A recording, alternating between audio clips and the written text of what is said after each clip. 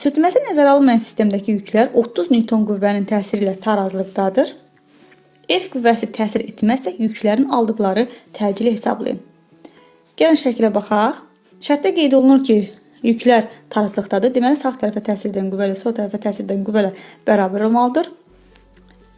Aşağıya doğru M2-nin ağırlığı təsiridir. 40 Newton. Digər tərəfdə isə M1-in ağırlığı M1J üstəgəlsin F qüvvəsi təsiridir. Gəlin buradan biz bərabərləşdirək yazaq. 40 bərabərdir.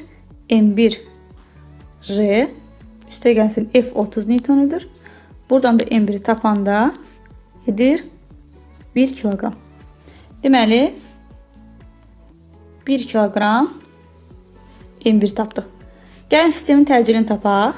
Sistemin təcili A bərabərdir.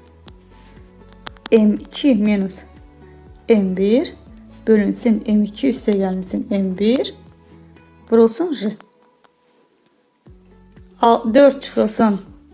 4 çıxılsın 1 bölünsün 4 üstəgəlsin 1 vurulsun J 10'dur. Bu da edir 6. 6 metr bölünmüş saniyə kvadratı. Təcilimiz 6 edir.